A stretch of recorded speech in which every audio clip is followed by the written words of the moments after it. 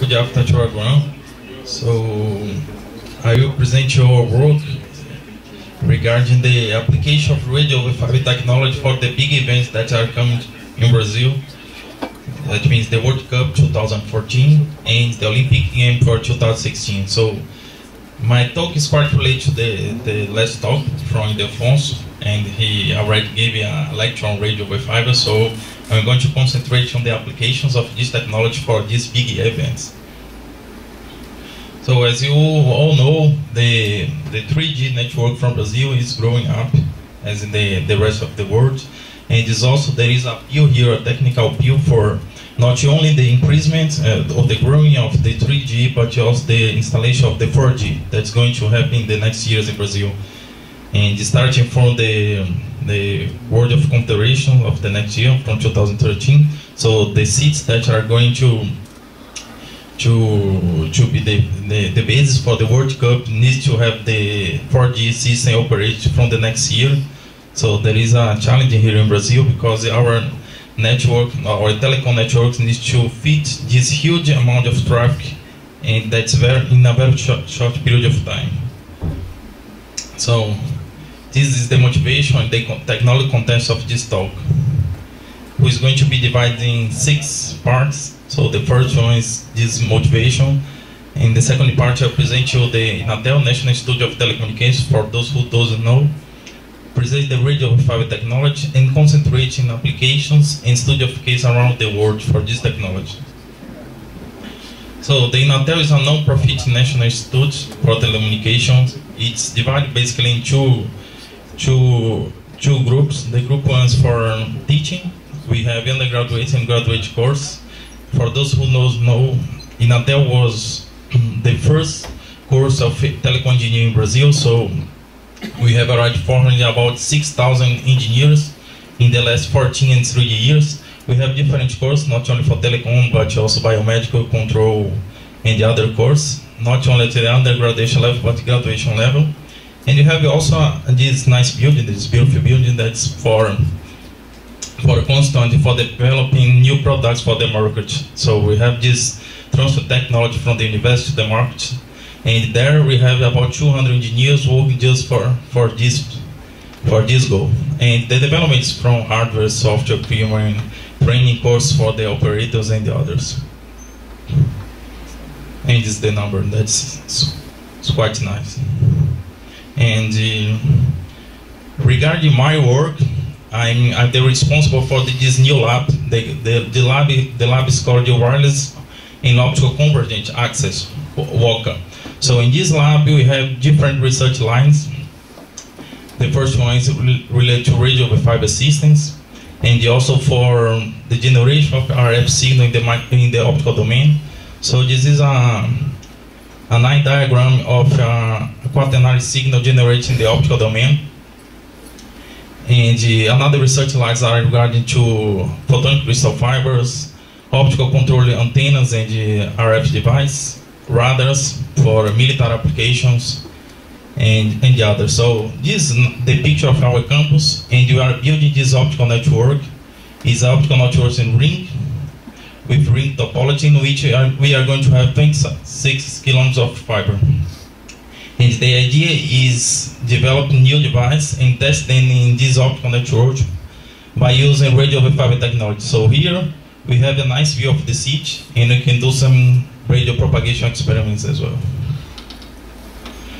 Okay, as Ildefonso knows, the idea of radio wave fiber system is taking advantage of both systems in a unique one.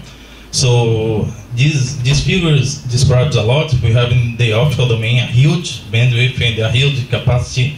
In the wireless domain we have a lot of standards and technologies. So in the wireless domain we provide mobility and flexibility. In the optical domain we have all the advantages of the optical fibers, including electromagnetic immunity and low power consumptions. Another very nice aspect is the low loss and the light aspect of the fibers compared to the optical cables. So here I present some products of radio wave fiber technology. These products are all available in the market, and for different frequencies and for different applications. So the radio wave fiber technology, the concept is very simple. If you think about an ideal system, we have an RF signal and a laser that can be direct modulated or external modulated. Our transmission medium, that's the optical fiber. So after the modulation, we have the optical carrier and the sidebands with the RF signal. This is transmitted over the fiber link. And at the end, you have the photodetector to get back the RF signal. So this is the basic concept to think about an ideal system. Just to explain you and give difference from the traditional systems to the radio wave fiber system, we will apply to a cellular system. So the conventional system, as you know, if you think a GSM architecture, we have a base station controller, a gateway, and the backhaul can be formed by a microwave link or a fiber. You have the gateway again, the BTS, the base station, in which we have a conversion to the basebands, an IF, and you can have filters amplifying those ones, a huge coaxial cable and very heavy coaxial cable in order to reduce the loss. This is the up conversion from IF to RF, some RF components such as filters, boosters, LNA and those ones. And this is the traditional system. So what the idea of using RF? These are the advantages, the huge capacity, the possibility of using multiple BTS, and this technology is transparent to the signal and the reference protocol. So what our idea is to move our BTS and centralize all the system in a unique one, to eliminate these all steps, to put the radio wave fiber equipment very close to the antenna, and the fiber going up to the antenna. So the concept of fiber to the antenna. In this way, we can simplify a lot the remote sites and save a lot of the costs of the CAPEX and the OPEX costs. So here I summarize the advantage to simplify the remote units, significant reduction of the operational costs. For example, if you think about the big cities in Brazil, the acquisition of these sites or even the rent is very high, it's very expensive. So if you can move all the BTS to one and just use an optical fiber to distribute the signal, you can save a lot of money here. These equipments are commercially available to 20 gigahertz with all the standards, and in this way we can centralize the management, processing, and radio functions. So this figure says that the transparency of the radio wave fiber system, so it's transparent to the bit rate, to the technology, the protocol. There are some reference that says that it's transparent to the frequency, but for the research that you work with this technology, you know that for high frequency, for millimetric waves, you can have a fading like in the wireless systems. So here we have some applications for the dead zones, man-made obstacles, mountains, and even for tunnels and remote sites. This application is very nice because we can easily access with the optical fiber and distribute it with the wireless systems. This is the concept of DAS, distributed antenna systems, that can be very useful for the stadiums, convention center, and filters. So basically we have the central office here. We distribute the signal with some fibers and cover these small cells or even pico cells with our RF antennas. And this aspect is very important for these big events because we are going to, as I said, we are going to have a high demand of traffic in a short period of time. So it's not possible to ask the operators to increase a lot the capacity and to install new base stations just for those events. So by using these concepts of BTS hotel, we can concentrate all the BTS from different operators in a region and distribute it with these optical fiber links or RF receptors. So we have here a proposal of a central unit with different technologies, because you can use not only for cellular systems but also for different systems, Wi-Fi, 3G, LTE, and others.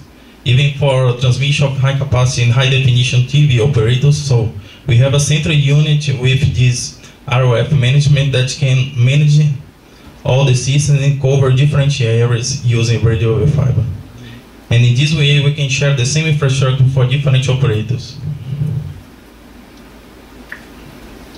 Here we have an integration of RF and fiber to the home. So as you can see, it's very simple to use both technologies together. So for those users that really need a very high bit rate, you can arrive with some 10 gigabits per second, for example, with fiber to the home. And for those ones, we can arrive at a certain point with the fiber and distribute with a radio wave fiber system in which the remote sites are very simple. Another example of application that can be very useful for Petrobras, for example, is using these two technologies together. So wireless sensor network and radio wave fiber for gasoducts and platforms.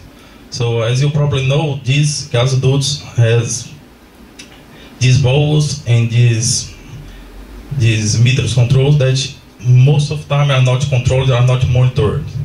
So by using radio wave fiber, we can have this wireless sensor network distributed along some tens of kilometers, concentrating in a unique point, and control and monitor all of them using this system. And also for platforms, as Defonso has commented on this. So this we have an example of a system that we have developed, in which we develop not only the sensor units, but also these gates, and distributed this system with the radio wave fiber.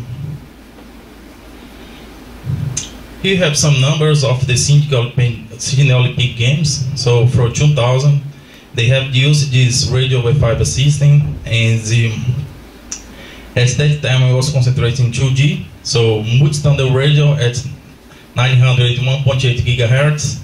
There were more than 500 remote antenna units, a coverage of about 2 kilometers squares, and they did only the first day 500,000 wireless calls by using the unique system of radio wave fiber. So this technology has also been used in London 2012, and at the beginning for this ball, they used to have 4 sector sites, and by using radio wave fiber technology, they could implement 48 sectors of 3G and 24 sectors of 2G for these balls, and for provide coverage for all the participants of this event. Another event that has used the technology was the World Cup 2006 and the World Cup for 2010 from Germany and South America. So they have also used the radio wave fiber technology, and in my opinion, there is no reason for using this in Brazil also. Here we have some case. This is a student of mine. So we proposed the use of radio wave fiber technology to extend the use of the Wi-Fi network. So as you know, a Wi-Fi network typically has a reach of tens of meters or even 100 meters. So by using radio wave fiber technology, we reach up to 3 kilometers. Of course, with this system, we can go further. We couldn't go further because the MAC, the Media Access Control of the Wi-Fi technology. But we have proved our concept of 3 and 3.5 kilometers. So we got these results published in G1 and the Journal of Unicamp. And it was a nice structure and a nice technical solution for distribute high definition systems in stages, for example. Another project that I could work with was this project at Vivo, a mobile operator from Brazil. So in this case, in 2009, we could implement the radio wave fiber technology in Rio de Janeiro, and it was the first Brazilian cellular call using radio wave fiber technology. So there was a BTS from Ericsson. We opened it and installed our radio wave fiber system, and used this live network for trying the system to work it very well. And it's another very nice project. This is from INPA. INPE is National Institute of Spatial Research from Brazil, and they got a project from the government for producing this big telescope. So this telescope has a T-shape, and this T-shape you have, for example, for this line, I think it's about 1 kilometer, and for this, about 600 meters, so it's a huge telescope. And in the first phase, we installed 26 antennas. They operate at this frequency, and we connect all these antennas that has a 4 meters diameter to a central office by using radio wave power technology. It's working very well. So for this system, there are some of these in the world, they use coaxial cable, so the loss is very high. And another problem is that all the signal for all these antennas that has to arrive to the central office in phase, so it's a big problem, and by using fiber also much easy and useful.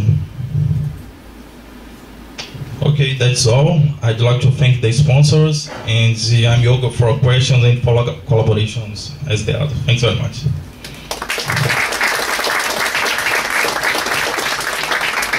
Thank you very much. I have a question of my own. I mean, on one side, there's people saying that we should push the intelligence to the edge of the network, so to make it as distributed as possible. And from this presentation, we get the picture that massive centralization and rain over fiber is the silver bullet. Is it, or is the truth in between? And what's your view on that?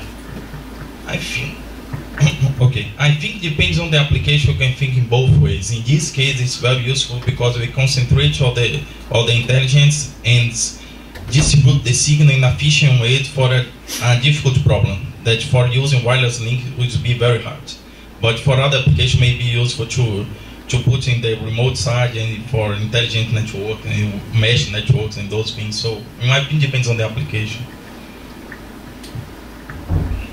Any other question? Oh, thank you very much.